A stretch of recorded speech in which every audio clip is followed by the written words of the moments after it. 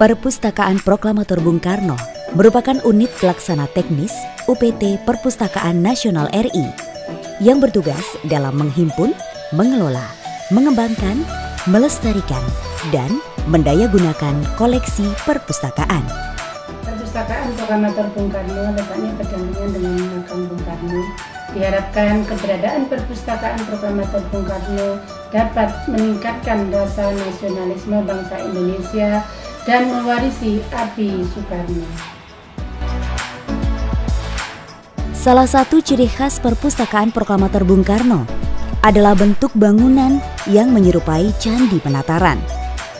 Arsitektur gedungnya juga memiliki makna filosofis dan arti tersendiri terkait perjalanan hidup Bung Karno.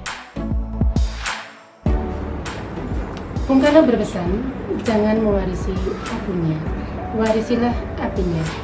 Jangan hanya mengunjungi makamnya saja, tapi kunjungi isi pemikirannya yang ada pada jajaran koleksi perpustakaan Bung Karno.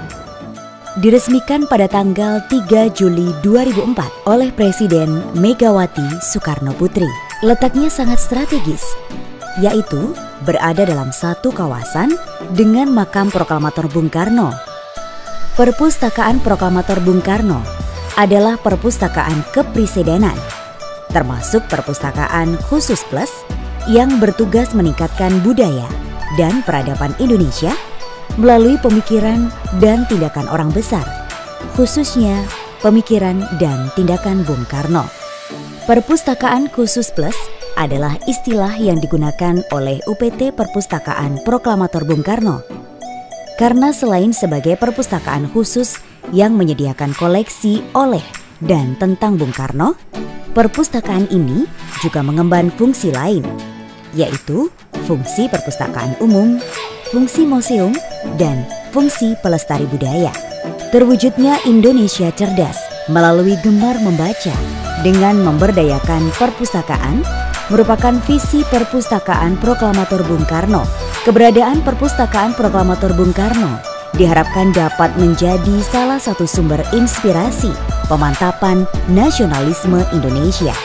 Menyadari akan tanggung jawab tersebut, maka Perpustakaan Proklamator Bung Karno berusaha melengkapi sumber-sumber informasi untuk melestarikan, mengkaji, dan mengaplikasikan pemikiran-pemikiran Bung Karno, terutama dalam pencerahan suatu bangsa yang merdeka dan berkelanjutan keberadaannya.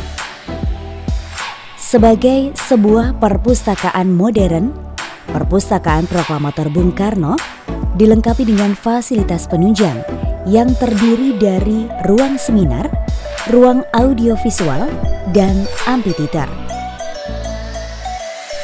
Berbagai aktivitas dari internal dan eksternal bisa memanfaatkan semua fasilitas ini untuk mewujudkan layanan yang prima bagi anggota dan pengunjung.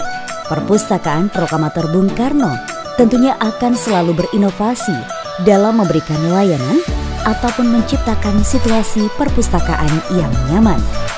Hal ini tentunya akan terwujud dari kinerja segenap pegawai di segala lini. Gedung Perpustakaan Proklamator Bung Karno terdiri atas beberapa bagian. Koleksi khusus berada di Gedung A lantai 1 timur, mengkoleksi karya Bung Karno, karya tentang Bung Karno, buku yang dibaca oleh Bung Karno, buku karya Bung Hatta, dan karya pejuang bangsa lainnya, baik dalam bentuk karya tulis, karya cetak, karya rekam, dan bentuk lainnya. Lantai 2 mengkoleksi buku-buku yang berkaitan dengan karya umum, filsafat, agama, ilmu sosial, bahasa, kesusastraan, sejarah, dan geografi.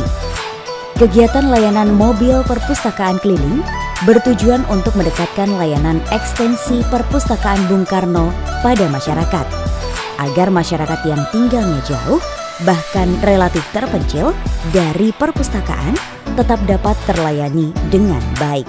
Mari kita mendidik rakyat kita mencerdaskan rakyat kita. Buku adalah jendela pengetahuan. Buku adalah jendela dunia. Mari datang ke Perpustakaan Bung Karno baik melalui offline maupun online. Bertempat di amphitheater yang merupakan bagian integral dari pembangunan perpustakaan Bung Karno yang memiliki kapasitas 1.000 orang. Secara berkala, perpustakaan menyelenggarakan berbagai event, baik yang bersifat edukasi, kompetisi, atau apresiasi karya seni sastra budaya Bung Karno, serta merangkul komunitas untuk penyelenggaraan. Anak muda bangsa Indonesia tidak bisa hanya sekedar mengenal Bung Karno sebagai proklamator, tapi jauh lebih itu bagaimana seorang pemuda yang hidup di bawah tekanan penjajah Belanda dan bisa melepaskan, bisa mendeklarasikan, mengumumkan kepada dunia bahwa Indonesia merdeka dengan segala perjuangannya. Semua anak muda Indonesia saat ini harus tahu bahwa di awal perjuangan beliau mengajar penting pada rekan-rekannya, tidak mengumpulkan harta, tidak mengumpulkan senjata, tapi semua buku habis dilahap, dan kemudian lahirlah sebuah naskah yang judulnya Indonesia Menggugat.